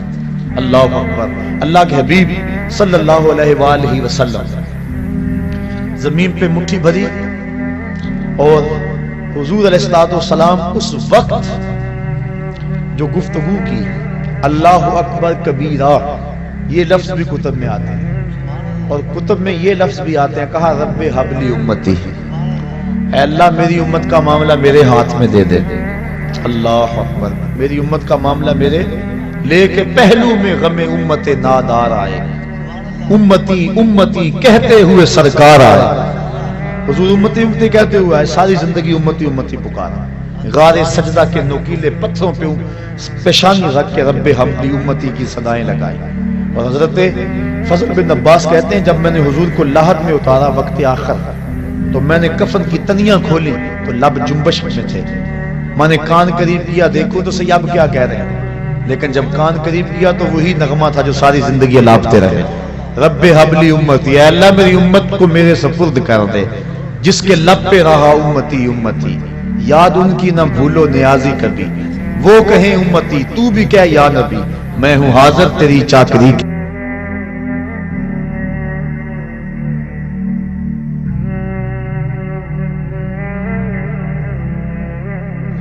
تو ایک ہے خلقت، تو ایک ہے خلقت مصطفیٰ اور ایک ہے ولادت مصطفیٰ۔ اور پھر جس سال حضور آئے نا اس سال کا عربوں نے نام رکھا، یہ میں نے ابھی بتایا ہے کہ جس سال حضرت خدیجۃ الکبریٰ اور حضرت نبی رحمت کے شفیق چچا انتقال کر گئے، اس سال کا نام حضور نے عام الحزن رکھا، کیونکہ ہجری کا آغاز حضرت عمر فاروق کے دور میں ہوا تھا، پہلے سالوں کے نام رکھتے تھے۔ اب جس سال حضور پیدا ہوئے اس کا ایک نام ہے عام الفیل، لیکن اس کا ایک اور نام رکھا عربوں نے، کیا نام رکھا؟ سنۃ الفرح والابتہاج، اس کا معنی ہے خوشیوں اور چاؤں کا سال۔ کیا نام ہے؟ خوشیوں اور چاؤں کا سال۔ کیوں رکھا یہ نام؟ اس لیے انہیں تو نہیں پتا تھا کہ حضور آئے ہیں، حضور کی ولادت کا تو پتا تھا لیکن یہ نہیں پتا کہ یہ نبی ہیں، اور جنہوں نے رکھا وہ امتی نہیں تھے، ماننے والے نہیں تھے۔ پھر کیوں رکھا انہوں نے اس نام کا؟ اگر میں کہوں آج چاہ کا دن ہے، خوشی کا دن ہے، تو یہ ہے کیونکہ میں آقا کو مانتا ہوں، اور اگر پتہ ہی نہ ہو کوئی کہے تو پھر وجہ کوئی اور ہوگی۔ تو انہوں نے اس سال کا نام رکھا سنۃ الفرح والابتہاج۔ علماء کہتے ہیں کیوں رکھا؟ اس لیے رکھا کہ درختوں پہ پھل زیادہ آیا۔ جس سال حضور پیدا ہوئے چشموں کا پانی بڑھ گیا، چراگاہیں سرسبز ہو گئی، جانوروں کا دودھ بڑھ گیا۔ عرب کے لوگ بیٹیوں کو قتل کرتے تھے، لیکن جس سال حضور کی ولادت ہوئی ہر گھر میں بیٹا پیدا ہوا۔ آج بھی جس شخص کے ہاں اولاد نرینہ نہ ہوتی ہو، علماء کہتے ہیں خلوص نیت سے کہے اے اللہ مجھے بیٹا دے دے، میں تیرے رسول کا میلاد کرواؤں گا، اللہ بیٹا ہی عطا فرمائے گا، نیت اس کی خالص ہو۔ اللہ اکبر۔ تو ہر گھر میں بیٹے پیدا ہوئے، جہاں بھی پیدائش ہوئی بیٹے ہی پیدا ہوئے۔ تو اس سال ہر گھر میں خوشی تھی، غم قریب نہیں آیا، اس لیے نام رکھا سنۃ الفرح والابتہاج، یہ خوشیوں اور چاؤں کا سال ہے۔ ناگہاں ساکن ہواؤں پہ روانی آ گئی، ناگہاں ساکن ہواؤں پہ روانی آ گئی، اور چمن کے پتے پتے پر جوانی آ گئی، آج زانوے ازل نے صبح پہ انگڑائی لی اور مسکرا کر ایک کرن نے ہاتھ میں شہنائی لی. مخزن اسرار قدرت کے امی پیدا ہوئے, غل ہوا دنیا میں ختم المرسلین پیدا ہوئے. محمد مصطفیٰ آئے بہاروں پر بہار آئی, زمین کو چومنے جنت کی خوشبو بار بار آئی. گلی گلی روشن ہو گئے, ہر گھر میں اجالا ہو گیا.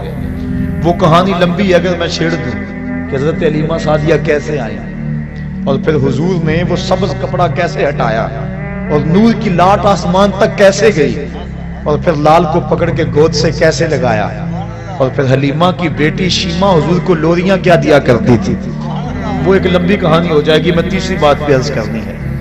تو پہلا مقصد, پہلی چیز تخلیق مصطفیٰ, اور وہ کب ہوئی؟ جب وقت کا تعین اور تشخص نہیں تھا.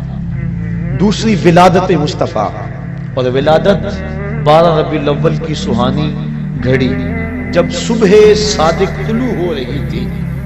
دن اور رات کے سنگم میں حضور پیدا ہوئے, چونکہ رات کی خواہش تھی حضور میرے دامن میں آئیں, اور دن کی آرزو تھی کہ میرے دامن میں آئیں. اور اگر رات کو آ جاتے دن محروم رہتا, دن کو آتے رات محروم رہتی.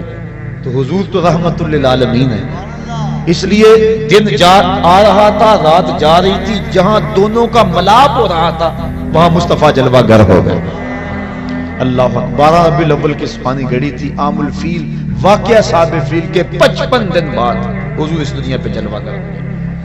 یہ ہے حضور کی ولادت, اور حضور کی ولادت کی خوشی لوگوں نے کی, اور جس نے بھی حضور کی ولادت کی خوشی کی اللہ نے اس کو محروم نہیں رکھا. اور وہ آپ علماء سے سنتے آئے ہیں, اس کو دہرانے کے لیے وقت چاہیے کہ ابو لہب نے بھتیجا سمجھ کے لونڈے کو آزاد کیا, بھتیجا سمجھ کے آزاد کیا, نبی سمجھ کے تو نہیں کیا, لیکن جس انگلی سے یوں اشارہ کیا بس اتنے میں آزاد, اور اس انگلی سے ٹھنڈا اور میٹھا پانی بھی ملتا تھا, عذاب میں بھی تخفیف ہوتی.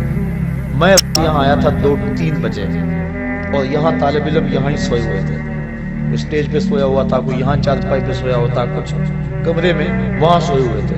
اور میں نے اپنے ساتھیوں کو, طالب علموں کو کہا تھا کہ یہ جو کسی شخص سے, کسی مزدور سے, کسی ملازم سے یہ صفائی نہیں کرانی. یہاں آپ بیٹھے ہوئے ہیں, یہ میرے طالب علموں نے, میرے پیر بھائیوں نے اپنے ہاتھوں سے جگہ صاف کی. اور اس وقت میری کیفیت میں ایک وجد تھا, اور میں دل میں سوچ رہا تھا جس نے انگلی ہلائی اللہ اس کو شہد دیتا ہے, اور جو شام سے رات 3 بجے تک مانجا پھیرتا رہا, ذرا تصور تو کرو مالک اس کو کیا عطا فرمائے گا. تو حضور کے آنے پر جو خوشی کرے, بلکہ نبی کے ساتھ جو بھی محبت کرے, اللہ اس محبت کو ضائع نہیں کرتا. علماء نے لکھا ہے جس دائی نے حضور کو دودھ پلایا اللہ نے بعد میں اس کو ایمان دے دیا. اللہ اکبر. جس نے بھی جس نبی کے ساتھ کوئی محبت کا اظہار کیا اس کو ضرور صلہ ملا. دیکھو ابو جہل, ابو لہب, اس نے گو مخالفت کی, لیکن چونکہ ولادت کے آنے کی خوشی اس کو ہوئی اور بھتیجا سمجھ کے خوشی کی, اللہ نے پھر بھی محروم. امام ابو شامہ کہتے ہیں جو بھتیجا سمجھ کے خوشی کرے خدا اسے محروم نہیں رکھتا, اور جو نبیوں کا سردار سمجھ کے خوشیاں منائے. سادی کا قلم تڑپا, وہ کہتے ہیں دوستاں را کجا کنی محروم, تو کے بعد دشمنہ نظرداری. جب تو دشمنوں کو اتنا دیتا ہے تو یاروں کو کتنا دے گا, پیاروں کو کتنا دے گا. اور علماء نے اس بات کی تصریح کی ہے, اور میں مثال آپ کو قرآن مجید سے پیش کر سکتا ہوں کہ جب صندوق کھولا دریائے نیل کی موجوں سے پکڑ کے, تو فرعون کی بیوی جس کا نام آسیہ تھا اولاد کی دولت سے محروم تھی, اس نے جب صندوق کے اندر ایک مسکراتا ہوا بچہ پایا. اللہ کا ہر نبی خوبصورت ہوا ہے, کوئی نبی بدصورت نہیں ہوا, ہر نبی سونا ہے, ہر نبی خوبصورت ہوا ہے. جب دیکھا تو بے ساختہ پکار اٹھی, یہ بچہ تو میری آنکھوں کی ٹھنڈک ہے. فرعون بھی پاس کھڑا تھا, اس کو توفیق نہ ہوئی. اللہ نے حضرت آسیہ کو یہ سعادت دی کہ ان کو ایمان عطا کر دیا, اور وہ مومنہ عورتوں میں سے ہیں, بلکہ ان کو یہ اعزاز بھی ملے گا قیامت کے دن. سیدہ مریم بھی اور حضرت سیدہ آسیہ سلام اللہ علیہما, یہ دونوں خواتین قیامت کے دن جنت میں میرے رسول اللہ کے نکاح میں آئیں گے. ان کو یہ بھی اعزاز، دوسرا اعزاز یہ بھی ملا. تو انہوں نے کہا کہ یہ میری آنکھوں کی ٹھنڈک ہے. اللہ تعالیٰ نے ان کو بعد میں ایمان دے دیا. علماء کہتے ہیں، مفسرین کہتے ہیں، اگر فرعون بھی کہہ دیتا کہ ہاں میری بھی آنکھوں کی ٹھنڈک ہے، خدا یہ نہ دیکھتا کہ اس نے خدائی کا دعویٰ کیا ہے، وہ یہ دیکھتا اس نے میرے نبی سے پیار کیا ہے، اللہ اس کو بھی ایمان عطا کر دیتا. اور ایک واقعہ میں سیرت کا آپ کے سامنے رکھ کے اپنی بات کو آگے بڑھاؤں. ہندوستان میں صرف ایک صحابی ہوا ہے اور اس کا نام ہے رتن. واقعہ اس طرح ہوا، رتن تاجر تھا اور تجارت کی غرض سے حجاز گیا، حجاز مقدس. وہاں جب پہنچا تو حرم کے قریب ایک گہری کھائی تھی، اس کے پاس کچھ بچے لگے ہوئے تھے. ایک بچہ عمر میں چھوٹا ہونے کی وجہ سے کھائی کے اس سمت ہی انتظار میں تھا کہ میں کھائی سے اس کو کیسے عبور کروں. رتن نے یہ سوچا کہ بچہ چھوٹا ہے، گزرنے کی طاقت نہیں رکھتا، اس کو اٹھایا گود میں اور کھائی سے پار لگا دیا. اس بچے نے اپنے عربی لہجے میں کہا جزاک اللہ تعالی. ایسی مٹھاس تھی لفظوں میں کہ شہد میں بھی اتنی مٹھاس نہیں ہوتی. اللہ اکبر. رتن ساری زندگی ان لفظوں کو نہیں بھول سکا. اس نے جو جملے کہے تھے، اس نے جس لہجے میں بات کی تھی. خیر وقت گزر گیا، تجارت چھوڑ کے اپنے گھر بیٹھ گیا. ایک دن مکان کی چھت پہ لیٹا ہوا ہے رتن.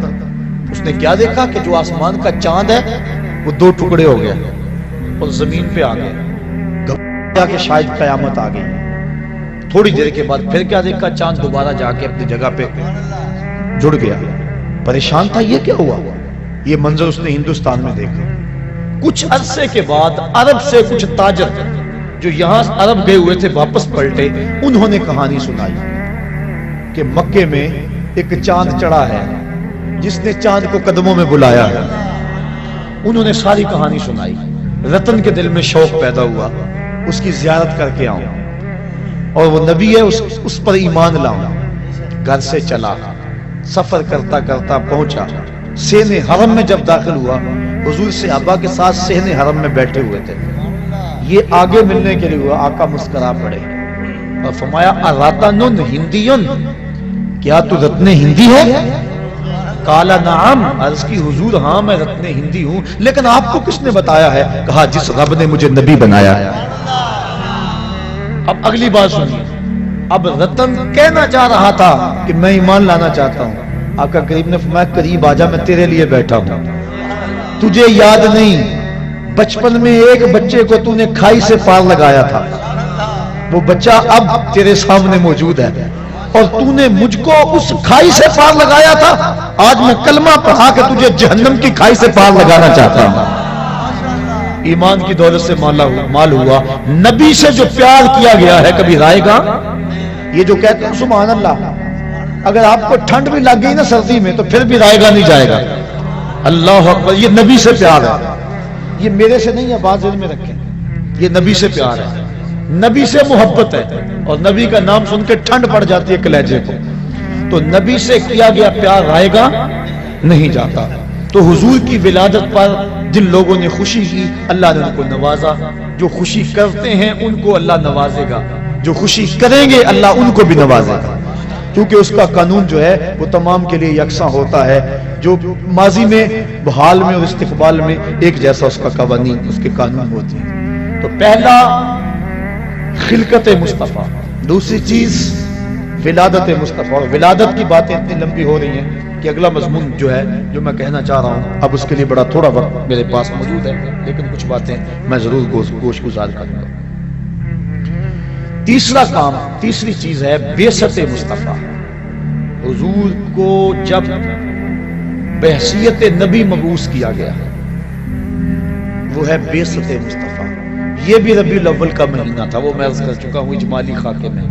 ربیع الاول شریف کا مہینہ تھا جب حضور علیہ الصلوۃ والسلام پہ جو ہے وہ وحی کے آثار ظاہر ہوئے اور آقا کریم صلی اللہ علیہ وآلہ وسلم اپنی نبوت کا پھر اعلان کیا اور حکم ہوا کہ جو قریبی رشتہ دار ہیں پہلے ان کو ڈراؤ، ان کو بلاؤ. حضور نے اپنے قریبی رشتہ داروں کو بلایا. حضرت علی المرتضیٰ رضی اللہ تعالی عنہ اسلام کی دولت سے جب مالا مال ہو گئے حضرت سیدنا صدیق اکبر رضی اللہ تعالیٰ عنہ مالا مال ہو گئے. یہ قریبی لوگ تھے، حضور ان کو دعوت دین تھی.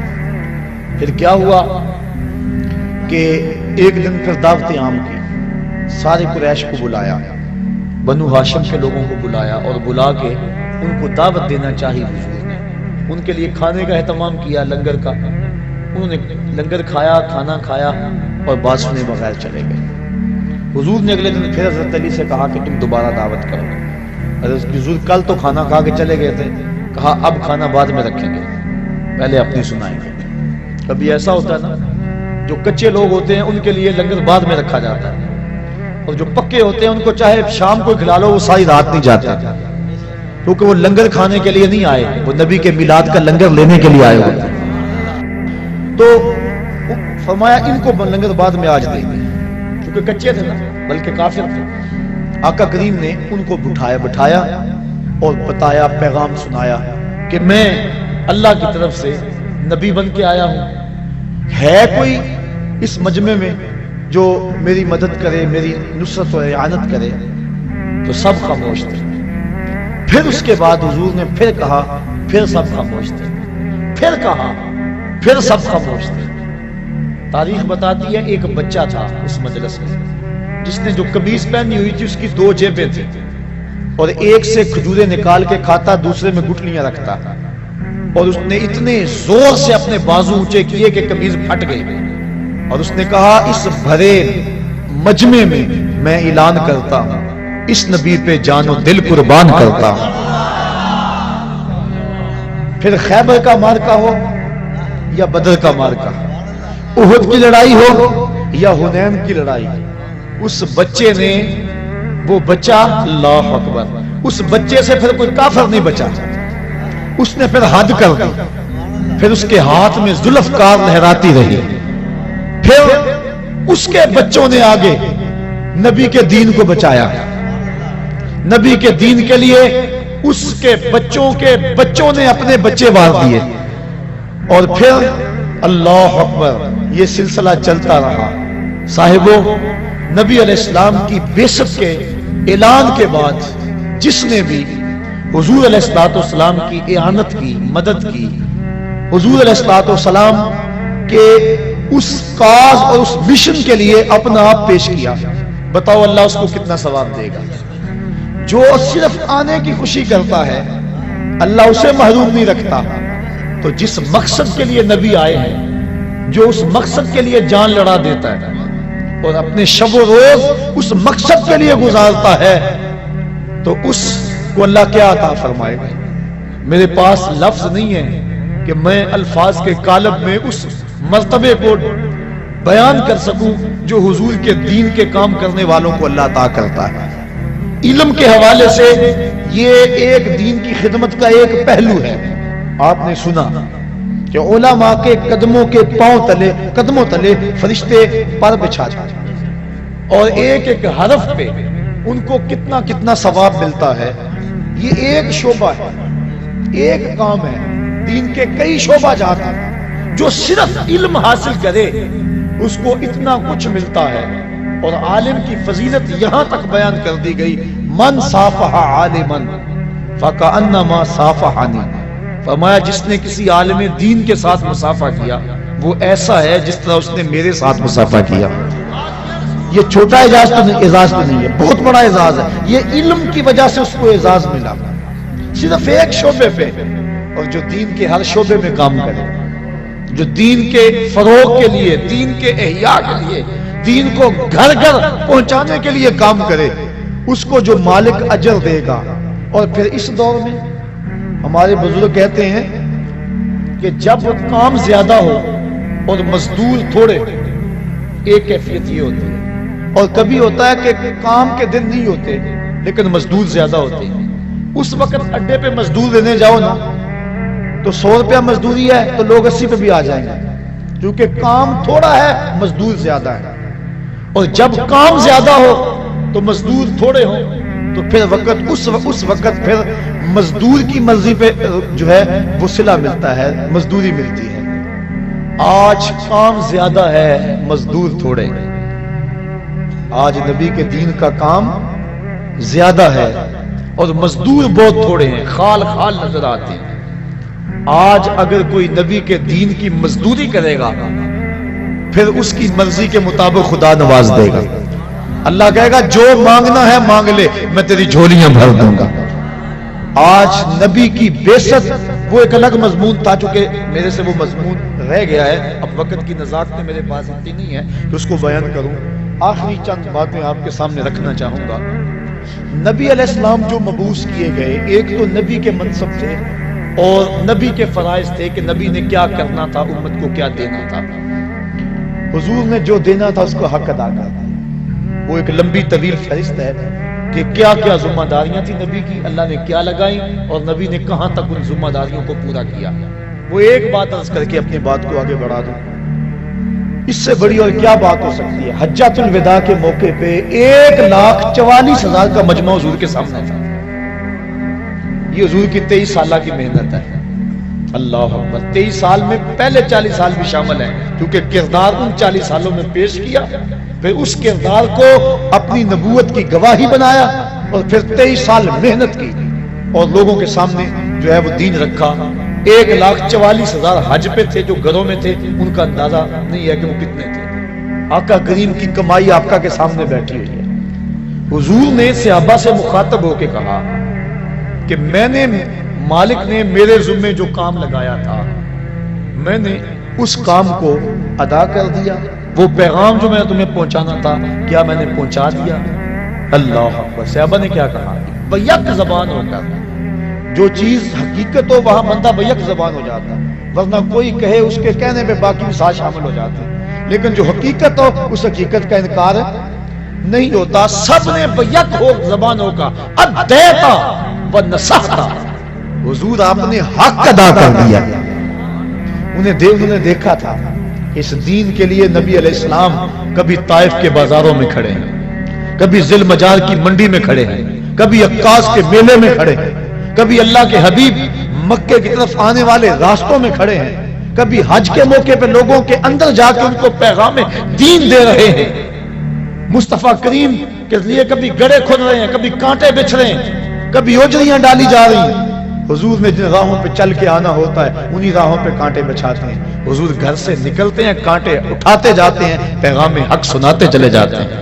کوئی لاؤ تو صحیح ایسا، لاؤڈ سپیکر صحیح نہ ہو تو میں تقریر مختصر کر دوں، مجمع تھوڑا ہو تو میں بگڑ جاؤں، لوگ سبحان اللہ نہ کہے تو میں ناراض ہو جاؤں، مجھے تقریر کے بعد نظر نہ ملے، نیاز نہ ملے، نذرانہ نہ ملے، دوبارہ وہاں کا رخ نہ کروں، مجھے کھانا نہ صحیح طرح دے، میں ان کے 100 عیب گنواؤں۔ یہ میرا اشتہار پہ نام چھوٹا آئے تو میں گلی گلی جو ان کی تدہیق کروں کہ انہوں نے میری تذلیل کی ہے۔ میں تو اشتہار پہ نام ہے اس نام پہ لڑتا ہوں، میں تو بعد میں مٹھی گرم نہ ہو تو اس پہ لڑائی کرتا ہوں، میں تو لوگ تھوڑے ہوں تو اس پہ لڑتا ہوں، میں تو مجمع صحیح ذوق والا نہ ہو تو میں کہتا ہوں آج تقریر کا لطف نہیں آیا، میں تقریر کے لطف کو روتا ہوں۔ نبی کانٹوں پیچھے ہوئے کانٹوں میں کھڑا ہو کے تبلیغ کرتا ہے، تو کیوں نہ کہتے ادیتا و نصحتا، حضور آپ نے حق ادا کر دیا۔ پھر پوچھا دوبارہ، کہا میرے مالک نے میرے ذمہ جو کام لگایا تھا بتاؤ میں نے وہ کام پورا کر دیا کہ نہیں کر دیا؟ پھر کہا ادیتا و نصحتا، آپ نے حق ادا کر دیا۔ اللہ اکبر۔ پھر پوچھا، اللہ اکبر، پھر کہا یہ صحابہ کہہ رہے ہیں، آج کا ایک مولوی جو گلی گلی جس کی کیسٹیں چلتی ہیں، آج وہ کہتا ہے کہ نبی تو جزیرۃ العرب سے باہر نہ نکلے۔ تبلیغی جماعت والوں تم پوری دنیا کے کونے کونے پہ جا رہے ہو، کیا بول رہے ہیں؟ سنو نبی کو، تم تو کافروں کو مشرک بناتے ہو، یہ نبی ہیں۔ مصطفیٰ کریم کو سارے صحابہ 1.25 لاکھ لوگ کہہ رہے ہیں ادیتا و نصحتا، تو نے حق، آپ نے حق ادا کر دیا حضور۔ پھر آقا نے پوچھا تیسری مرتبہ، پھر یہی کہا۔ پھر مالک نے کہا میرے مالک، مصطفیٰ نے کہا میرے مالک دیکھ تیرے بندے کیا گواہی دے رہے ہیں، دیکھ تیرے بندے کیا گواہی دے رہے ہیں، دیکھ تیرے بندے کیا گواہی دے رہے ہیں۔ اور ساتھ ہی سورہ نصر اللہ والفتح ورأیت الناس یدخلون فی دین اللہ افواجا یا الیوم اکملت لکم دینکم، یہ آیت کریمہ اتری۔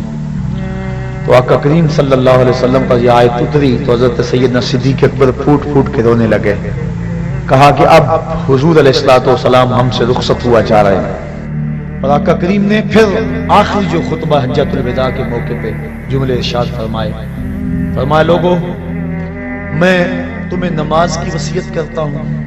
دو کمزوروں کے بارے میں اللہ سے ڈراتا ہوں, ایک بیوی اور دوسرے غلاموں کے بارے میں. اور پھر حضور نے صحابہ سے مخاطب ہو کے کہا یہ جو پیغام میں نے تمہارے تک پہنچایا ہے اب اس کو آگے تم نے پہنچانا ہے. اپنی ذمہ داری میں پوری کر چکا, اب یہ ذمہ داری تمہارے کندھوں پہ آ گئی, اب تم اس کو پہنچاؤ آگے. پھر صحابہ نے پہنچانے کا انہوں نے بھی حق ادا کیا, تابعین نے بھی حق ادا کیا. ایک مجاہد گھوڑے کی باغ پکڑے ہوئے اللہ کے دین کی دعوت دیتا ہوا بڑھ رہا ہے, حتیٰ کہ دلدل آگے پانی آ گیا. اس نے گھوڑے کی باغ کو کھینچا اور آسمان کی طرف دیکھ کے کہا میرے مالک میرے تو جذبے جوان تھے, کیا کروں تیری زمین ہی ختم ہو گئی ہے. انہوں نے حق ادا کر دیا, تبلیغ کا حق ادا کر دیا, دنیا کے کونے کونے پہ پہنچے, دی اذانیں کبھی یورپ کے کلیساؤں میں, کبھی افریقہ کے تپتے ہوئے صحراؤں میں, دشت و دشت دریا بھی نہ چھوڑے ہم نے, بحر ظلمات میں دوڑا دیے گھوڑے ہم نے. اس انداز کے ساتھ حضور علیہ الصلوۃ والسلام آگے بڑھے اور حضور کے غلام پھر بعد میں آگے بڑھے اور پھر غلاموں کے غلام آگے بڑھے کہ انہوں نے اس دین کو دنیا کے چپے چپے پہ پہنچا دیا. پھر وہ وقت بھی آیا کہ ہمارے عیاش حکمرانوں نے اس دین کو جس انداز سے لتاڑا اور دین کی قدریں جس انداز سے پامال کی, اور پھر ہمارا بیک گیئر لگ گیا. اور آج ہماری جو حالت ہے, آج ہمارا جو دکھڑا ہے وہ کسی سے مخفی نہیں ہے. آج ربیع الاول کی سہانی صبح ہے, ہم نے تجدید عہد کرنا ہے.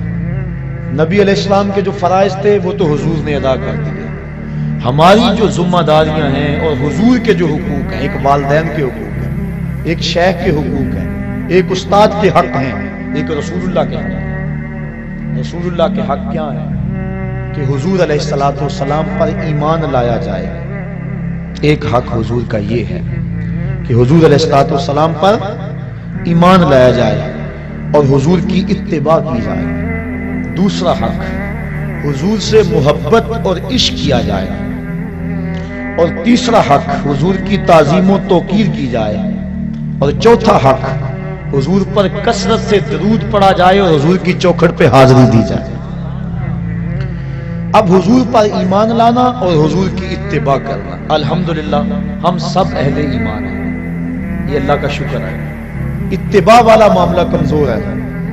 آج ابھی مجھ سے قبل اسی اسٹیج پہ بات ہو رہی تھی کہ آج ہم نام تو حضور کا لیتے ہیں لیکن شکل و صورت سے لے کر لباس تک, وضاقتہ سے لے کر اپنی عادات تک, اپنی شادی بیاہ کی تقریبات کی رسوم سے لے کر اپنی زندگی کے کاروبار کے ہر مرحلے تک ہم غیروں کے طریقوں کو, ان کے انداز کو اپنے گلے سے لگائے ہوئے ہیں. آج تجدید عہد کا دن ہے. میرے سامنے یہ جو ہزاروں لوگ موجود ہیں, میں کبھی کبھی تو ان حالات کو دیکھ کر مایوس ہو جاتا ہوں جو کچھ دنیا پہ ہو رہا ہے.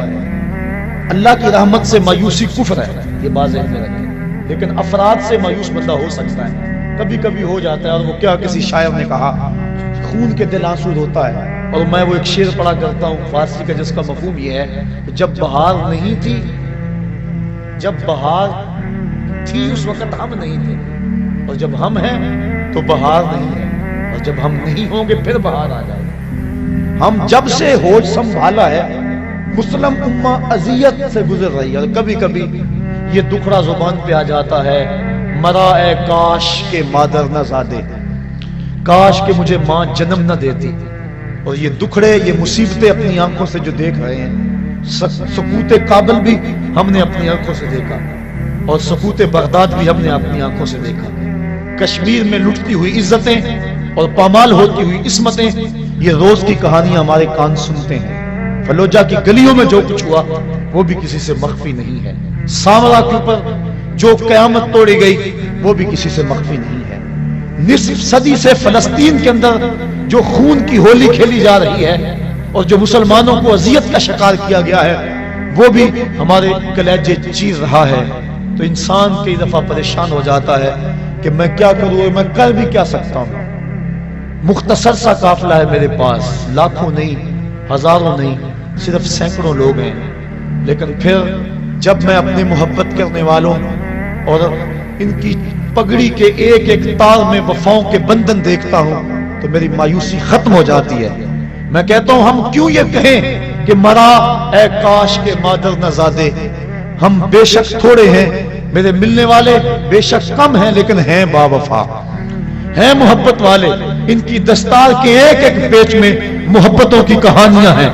اور میں کہتا ہوں ہم میدان میں آئیں گے، بحر و بر میں گونجیں گے، اور ہم تھوڑے بھی ہو کر ایک وقت آئے گا ظلم کی آنکھوں میں آنکھیں ڈال کے بات کریں گے. اور ایک وقت آئے گا کہ اس دین کی سربلندی کے لیے مصطفی فقیروں کا ایک کردار ہوگا. مجھے اس بات کی بڑی امید ہے. اور میں جب بالکل اس سلسلے کا آغاز کیا تھا، جو میرے پرانے ساتھی ہیں وہ جانتے ہیں، بالکل 2 4 10 ساتھی تھے. اور اس وقت میں نے اپنے ساتھیوں سے کسی موقع پہ کہا تھا اور کسی فورم پہ میں نے کہا تھا کہ امیر شہر سے حساب لیں گے پائی پائی کا. امیر شہر سے حساب لیں گے پائی پائی کا. غریب شہر کے بچے جوان تو ہونے دو. اب غریب شہر کے بچے جوانی کی دہلیز پہ قدم رکھ چکے ہیں. ان کے سروں پہ سجی ہوئی پگڑیاں، ان سے نکلتا ہوا نور اور حضور کی محبتوں میں بہتے ہوئے آنسو، اور اسٹیج پر نبی کے نام کے نعرے اور پنڈال میں نبی کے نام کی گونج. آج یہ ساری گونج، سارے نعرے، سارے آنسو، ساری محبتیں، یہ وفاؤں کا سارا سلسلہ تجدید عہد کا ذریعہ بنے. اور آج کے بعد حسب ثابت بھی میں نے 10 محرم کو جو وعدہ لیا، اور اس وعدے کے نتیجے کے اندر میں نے جگہ جگہ درس قرآن کے پھیلے ہوئے نیٹ ورک اور درس قرآن کے جگہ جگہ پھیلے ہوئے سلسلوں میں دوستوں کی محبت، ان کی دیوانگی اور ان کا پیار دیکھا. اور آپ یقین جانیے گا کہ اگر 2 گنا حاضری نہیں ہوئی تو 1.5 گنا حاضری ضرور ہو گئی اس وعدے کے بعد. آج ربیع الاول کی سہانی گھڑیاں ہیں، وہ لمحے قریب آ رہے ہیں جن کی جرمٹ میں نبیوں کا تاجور دنیا پہ جلوہ گر ہوا تھا، اور وہ رحمت کی برسات ہو رہی ہے. اور یہ ساری رات رحمتوں کی برسات، یہ رحمت ہے، اللہ کی رحمتوں کا نزول ہو رہا ہے. آپ ہزاروں لوگ میرے سامنے موجود ہیں، اور یہ اجنبی لوگ نہیں ہیں، یہ وہ لوگ ہیں جو میرے ساتھ محبتوں کا سلسلہ اس لیے رکھتے ہیں کہ میرا تعلق قرآن سے ہے اور صحابہ قرآن سے ہے. گلی گلی قرآن کو اپنے سر پہ اٹھائے گھومتا ہوں اور قرآن کا پیغام لے کر گلی گلی جاتا ہوں. 10 محرم کو ایک وعدہ لیا تھا اور پورے زور سے آپ نے اس وعدے کا جواب دیا، اور لوگوں نے اس وعدے پہ لبیک کہا، اس کا عملی اظہار بھی میں نے دیکھا. آج مصطفیٰ جان رحمت پہ چھم چھم برستی اس سہانی گھڑیوں کے حسین لمحوں کے اندر وہی وعدہ آپ سے دہرانا چاہتا ہوں. میرا ہر بار کوئی نیا وعدہ نہیں ہوتا، آج پھر وہی وعدہ ہے. اور یہ وعدہ آپ نے زبان سے نہیں، دل کی اتھاہ گہرائیوں سے کرنا ہے، اور زبان سے قوت سے اس وعدے کی پختگی پر مہر لگانی ہے. اور آپ کی یہ آواز ہوا کے دوش پہ گنبد خضرا کے مکین تک بھی پہنچ رہی ہے، اور مصطفیٰ کریم تمہارے اس منظر کو دیکھ رہے ہیں. اور آج میں کہہ رہا تھا، سوچ رہا تھا، جب یہاں یہ نوجوان مصطفیٰ جان رحمت کے نغمے الاپ رہے تھے، اور یہ کس شہنشاہ آمد کی جو ہے وہ آمد ہے، کس کے شہنشاہ والا کی آمد ہے، پکارو یا رسول اللہ. اور آپ کھڑے تھے، ہاتھ لہرا رہے تھے، اور میں اس وقت سوچ رہا تھا، میں نے پچھلے بھی ایک دن کہا تھا کہ ڈنمارک کے پاس اور مغرب کے پاس سیٹلائٹ کا انتظام ہے، اور ان کے پاس جو ہے وہ نظام ہے، بڑا مربوط نظام ہے. وہ ذرا ادھر دیکھے تو صحیح، پاکستان کے چپے چپے پہ، عالم اسلام کے گوشے گوشے میں دیکھ مصطفیٰ کے نعرے لگ رہے ہیں. کون ہے مصطفیٰ کی عظمت کو گھٹانے والا؟ جس کے سر پہ وَرَفَعْنَا لَكَ ذِكْرَكَ کا تاج خدا نے رکھا، جس کی عظمتوں کی گواہی خدا نے دی ہو، اور جس کو اتنی بلندیاں دی کہ قدموں کی چاپ فراز عرش پر گونجتی رہی. حضرت عیسیٰ جس کے نالین کے تسمے کھولنے کی سعادت کے لیے آرزو اور تمنائیں کرتے رہے، وہ کتنا بلند ہے، کتنا بالا ہے، کتنا اونچا نبی ہے. تو آج ہم نے آج کے اس مبارک دن تجدید عہد کرنی ہے. آج کے بعد ہم نے اللہ رسول سے وعدہ کرنا ہے، ہم جئیں گے تو اللہ کے لیے، ہم مریں گے تو دین کے لیے، اور زندگی کی آخری سانس تک رسول اللہ کے وفادار رہیں گے. یہ آج ہمارا تجدید عہد ہے. آج دوبارہ ہم یہ وعدہ کرتے ہیں، اور یہ وعدہ آپ میرے سے نہیں کر رہے، اور یہ وعدہ میں بھی کر رہا ہوں اور میں آپ سے نہیں کر رہا، میں اور آپ دونوں مصطفیٰ جان رحمت سے وعدہ کر رہے ہیں. آج جو کچھ ہو رہا ہے اور جو ضرورت ہے، میں پھر وہی بات کہوں گا، میرے رسول کے غلاموں، مصطفیٰ کو دین کے لیے مزدوروں کی ضرورت ہے. کیا مصطفیٰ کے دین کے لیے مزدوری کرو گے؟ کیا 8 گھنٹے ڈیوٹی دو گے یا 24 گھنٹے ڈیوٹی دو گے؟ آج ان ہواؤں کو، ان فضاؤں کو، سحر کے ان لمحوں کو اور گنبد خضرا کے مکین کو گواہ بنا کے اپنے مالک سے وعدہ کرو کہ میرے مالک، ہم تیرے دین کے لیے جو ہے وہ ڈیوٹی کریں گے، تیرے دین کی مزدوری کریں گے. ہم جیئیں گے تو تیرے لیے، ہم مریں گے تو تیرے دین کے لیے، اور زندگی کی آخری سانس تک تیرے رسول کے وفادار رہیں گے.